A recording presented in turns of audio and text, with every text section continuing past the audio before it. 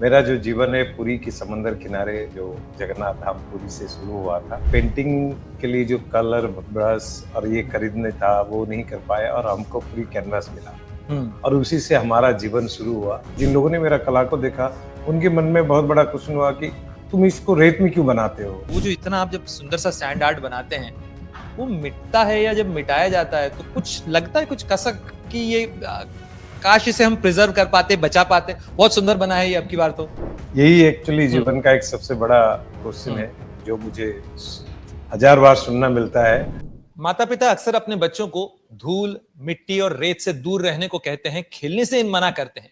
लेकिन शायद आप ये जान ना पाएँ, समझ ना पाएँ कि धूल, रेत, मिट्टी में खेलते-खेलते भी आप ऐसा कुछ बना सकते हैं, जो कि आपको केवल देश ही नहीं, दुनिया में मशहूर कर सकता है। आपने ग्रैंड मास्टर सुने होंगे, जो शतरंज की बिसात के ऊपर बड़ा माहिर होते हैं, लेकिन आज हमारे साथ बेहद खास मेहमान हैं, जो कि सैंड मास्टर हैं और उन्हें हाल ही में दुनिया में इस बात का रिकॉग्निशन मिला है। नाम आप जानते ही हैं, सुदर्शन पटनायक, जो कि भारत के जाने माने और दुनिया के मशहूर सैंड आर्टिस्ट है। सर, बहुत स्वागत है आपका अमर उजाला संवाद में। सबसे पहले तो मैं ये देखता हूं कि आपका जो सैंड आर्ट है, कोई मौका हो, कोई पर्व हो, देश की उपलब्धि हो, रेत के ऊपर आप जो रच देते हैं, कई बार वो आपका दिन बना देता है। हम सोशल मीडिया पे देखते हैं और उस दिन मीडिया से लेकर हर जगह चर्चा होती है कि सुदर्शन पटनायक जी ने आज क्या बनाया, कैसे उस इशू को छुआ। ये कहां से आया, कैसे बनाते हैं? बहुत सारे सवाल हैं मेरे। आप जहां से शुरू करना चाहें, लेकिन जरूर बताइए। और आपको कितना टाइम लगता है वो उसे बनाने में? जय जगन्नाथ। मैं आज भगवान राम जी का धरती पे हूँ और ये अमर उजाला का जो आपका संवाद है, संवाद एक ऐसा माहौल है जो दुनिया का कहाँ से कहाँ संवाद जाके पहुंच जाता है। मेरा जो जीवन है पुरी की समंदर किनारे जो जगन्नाथ धाम पुरी से शुरू हुआ था और मेरा जो कैनवस था वो समंदर का किनारे का रेत था। बच्चे तो बचपन में काफी ड्राइंग पेंटिंग्स बनाते हैं, हम भी बनाए थे, बट हमारे पास जो स्ट्रगल आया कि पेंटिंग के लिए जो कलर, ब्रश और ये खरीदने था वो नहीं कर पाए और हमको फ्री कैनवस मिला और उसी से हमारा जीवन शुरू हुआ कि समंदर किनारे कैनवस है। जैसे यानी आपने यानी कैनवास और पेंटिंग और ब्रश खरीदने के पैसे नहीं थे, तो आपने रेत को ही कैनवास बना दिया। वही, क्योंकि हमारा बचपन का लाइफ बहुत स्ट्रगल था। मैं हमारा पड़ोसी के घर में एज ए चाइल्ड लेबर में काम कर रहा था जब मुझे 10-11 साल का एज था। तो उसी समय जो ड्राइंग और पेंटिंग बचपन से बनाता था वो उनके घर में सिर्फ फ्री खाना मिलता था। तो इसलिए हमने घर से 5 मिनट का रास्ता था समंदर किनारे, वहाँ का जो रेत था उसी में कुछ बनाना शुरू किया।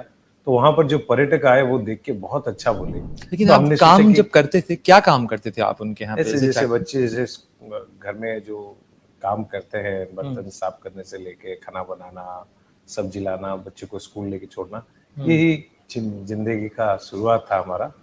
तो जब हमने इसको बनाया तो वहां भी कभी आप कुछ पेंटिंग कर दिया करते थे, नहीं, पेंटिंग तो या कुछ ड्राइंग बना दी? ऑब्वियसली वो तो है ही था। पूरा बचपन से मेरा जब स्टैंडर्ड 1 से ही मैं करता था ड्राइंग पेंटिंग्स। बट किसी ने रोका कभी इस चीज के लिए कि ये क्या कर रहे हो, काम करो? जब मैं रेत में जाके बनाने लगा, क्योंकि वहां पर जो पर्यटक मुझे इतना अच्छा बोले, तो तब मेरे लिए एक बहुत बड़ा ब्लेसिंग्स बन गया। मैं सोचा कि दिन भर वहां काम करता हूँ, कोई अच्छा नहीं बोलता है, इधर हमने इसको बनाया तो इतने सारे लोग मुझे अप्रिशिएट कर रहे हैं। तो धीरे धीरे वहां के लिए भी प्रॉब्लम हुआ, जिनके घर में काम कर रहा था उनको जो पता चला कि कहाँ इतना टाइम भाग के चला जाता है, तो इसलिए हमने टाइम बदल दिया। रात 3:30-4 बजे अर्ली मॉर्निंग जाते थे, सुबह 6 बजे जब उनके घर में लोग जागते थे तो तब आके पहुंच जाते थे, तो बना देते थे सुबह सुबह। तो फिर उसके बाद एक क्वेश्चन आया कि जिन लोगों ने मेरा कला को देखा, उनके मन में बहुत बड़ा क्वेश्चन हुआ कि तुम इसको रेत में क्यों बनाते हो, मिट्टी में बनाओ, स्टोन में बनाओ, तुम्हें पैसा मिलेगा, बट ये तो धूल है, हवा से उड़ जाएगा, बट उसमें क्या मिलेगा। तो मैंने ये सोचा कि मुझे तो कुछ चाहिए नहीं है, मुझे तो जो चाहिए था वो तो उनके घर में जो काम कर रहा हूँ खाना मिल रहा है, बट जो मुझे मिल रहा है समंदर किनारे, जो दर्शक है, जो व्यूअर्स है, वो देख के जितना मुझे अप्रिशिएट कर रहे हैं वो मेरे लिए सबसे बड़ा था। और इसी को लेके मैंने सोचा कि नहीं, जिंदगी में तो कुछ करना है और इसी रेत को लेके मुझे आगे जाना है। यानी आपने अपने सपनों का किला रेत से बनाया। आमतौर पर फ्रेज की तरह इस्तेमाल किया जाता है कि रेत का किला है तो कभी भी ढह जाएगा। लेकिन वाकई में वो जो इतना आप जब सुंदर सा सैंड आर्ट बनाते हैं, वो मिटता है या जब मिटाया जाता है तो कुछ लगता है, कुछ कसक कि ये काश इसे हम प्रिजर्व कर पाते, बचा पाते। बहुत सुंदर बना है ये अब की बार तो। यही मतलब मैं क्वेश्चन बचपन में जब ऐसा सोचता था तो मुझे लगता था मैं इसको कैसे प्रोटेक्ट कर लूं, अब कहाँ उठा के ले जाएं इसे, कैसे बचा लें इसे। यही एक्चुअली जीवन का एक सबसे बड़ा क्वेश्चन है जो मुझे 1000 बार सुनना मिलता है। हाँ कि आप जो बनाते हैं वो तो रहता नहीं है, टूट जाता है, कैसे आपको लगता है? हाँ अब जब बनाए तो कितना टाइम रुकेगा उसका कोई ठिकाना नहीं है। तो मैंने भी जब शुरुआत किया था उस समय वही सोचा कि एक चीज मेरे मन में आया कि जीवन में एक सेकंड के लिए कुछ नहीं है, कब क्या हो जाए किसी को पता नहीं है।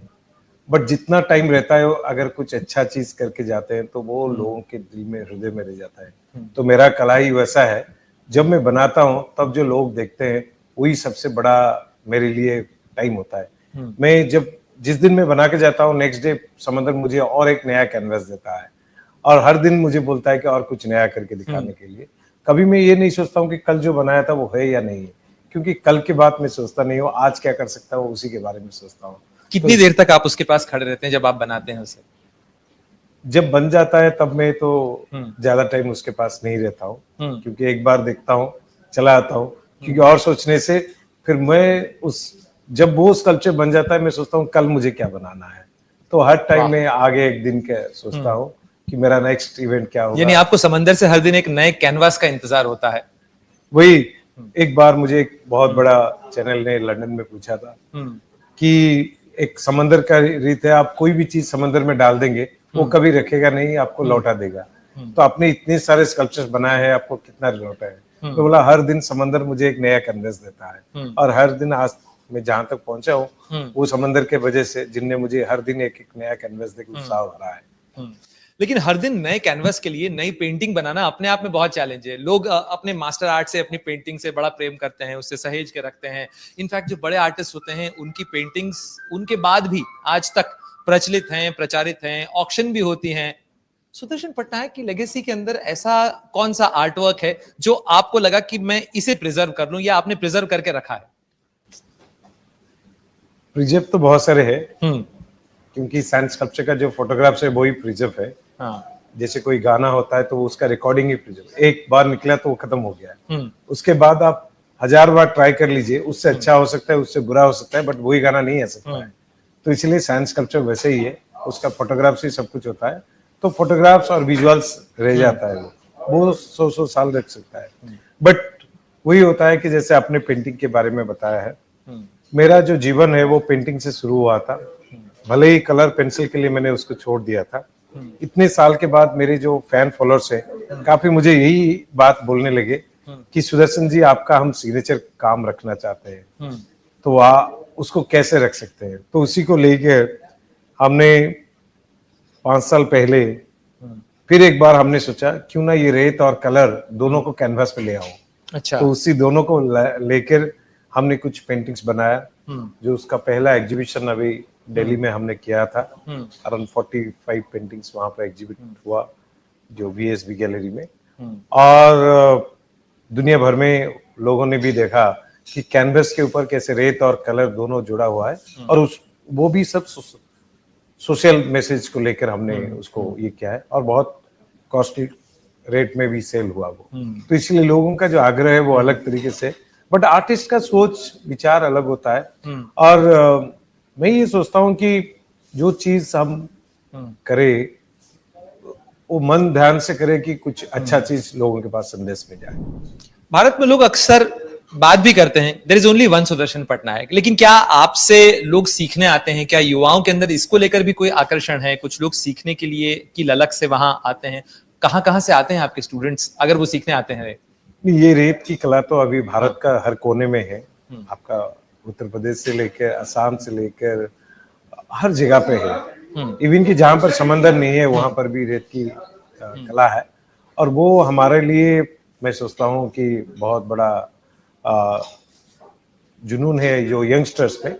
और वही हमारा एक इंस्टीट्यूट है पुरी में, जो लास्ट मोर देन 25 ईयर्स हो गया स्कूल को।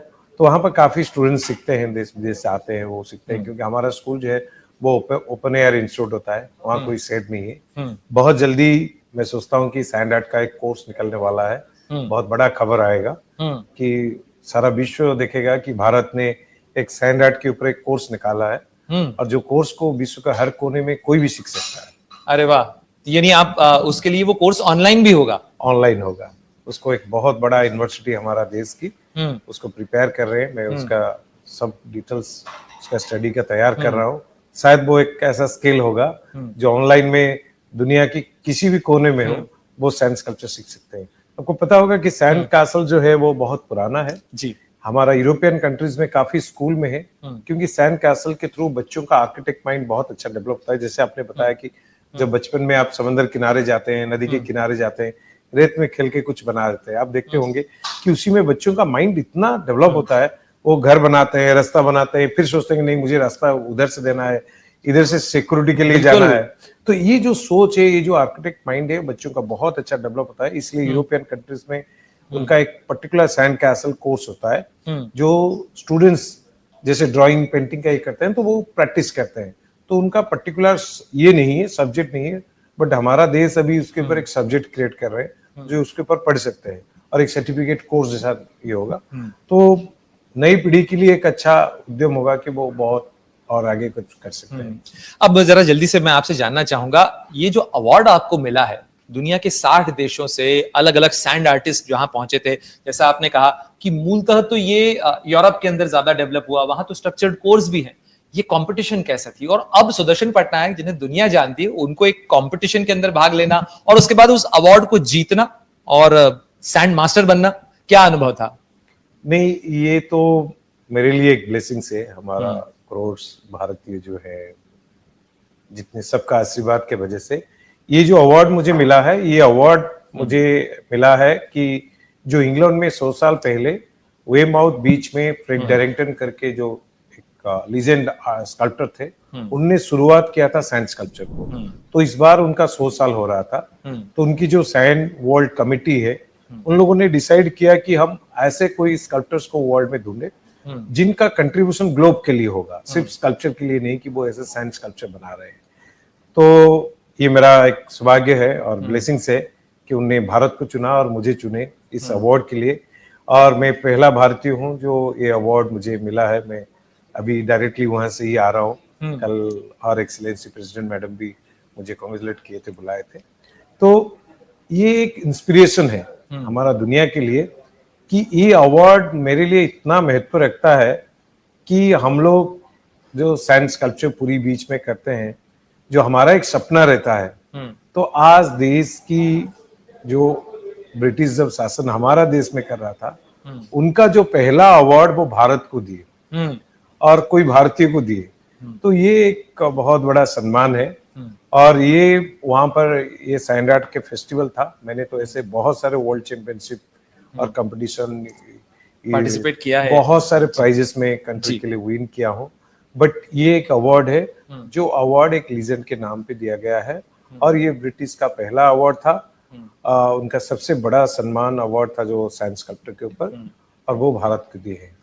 बचपन में छोटी उम्र में एक चाइल्ड लेबर की तरह काम करने वाला सुदर्शन पटनायक, गरीबी के परिवेश से बड़ा हुआ सुदर्शन पटनायक, आज जब अपने जीवन को पीछे पलट कर देखता है तो कौन सी ऐसी चीज है जो आप युवाओं को या उन बच्चों को बताना चाहते हैं जिनके पास में शायद सपने तो हैं, उनके पास हुनर भी है हाथ में, शायद पढ़ाई नहीं है, शायद साधन नहीं है उनके पास में? सुदर्शन पटनायक उन्हें क्या कहेंगे कि उम्मीद का दामन क्यों थामे रहो, क्या मिलेगा?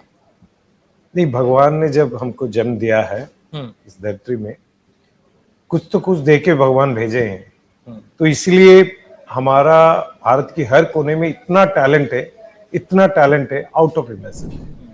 तो इसलिए विदाउट क्रिएटिविटी भगवान किसी को भी इस धरती पे नहीं भेजते, बट उसी के अंदर ये जो जागरूक रहना चाहिए कि हम कुछ कर सकते हैं, उसको कभी नहीं छोड़ना है। जब मैं चाइल्ड लेबर था, 15 साल तक मैंने काम किया, उसके अंदर मैंने चाय का दुकान किया, पान का दुकान किया, सो मेनी थिंग्स उस लंबा लाइफ में। मेरा कोई एजुकेशन नहीं था, मैं क्लास 5 तक पढ़ाई किया।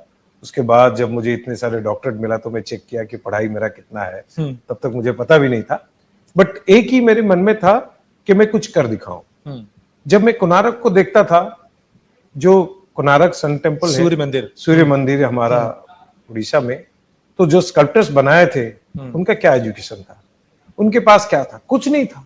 मेरा ये सोच है उनके पास कपड़ा होगा या नहीं होगा वो भी भगवान को पता है। क्या इंस्ट्रूमेंट था? कुछ नहीं था।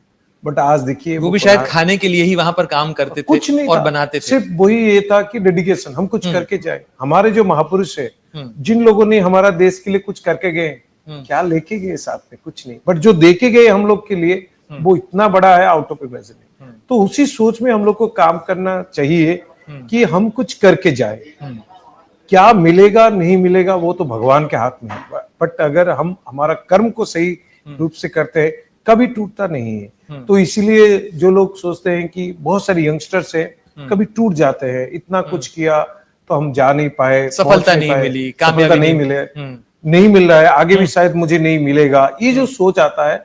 बट इसमें एक बार उभर के जाना चाहिए। स्ट्रगल तो सब लोग करते हैं लाइफ में, हमसे भी ज्यादा और भी कोई स्ट्रगल करते हैं, बट उसमें सोच रहना चाहिए हम जो काम कर रहे हैं उस काम को एक मुहिम पे पहुंचा के जाएंगे, और जैसे भी वो पहुंचाएंगे, देने वाला कभी भी आपको मिल सकता है, उसका कोई ठिकाना नहीं है, क्योंकि कल क्या होगा किसी को पता नहीं। जो आज भगवान ने हमें समय दिया है, वो समय को कभी नहीं सोचना है कि मुझे क्या नहीं मिला है, अभी मुझे क्या कर सकता हूँ वो देखना है।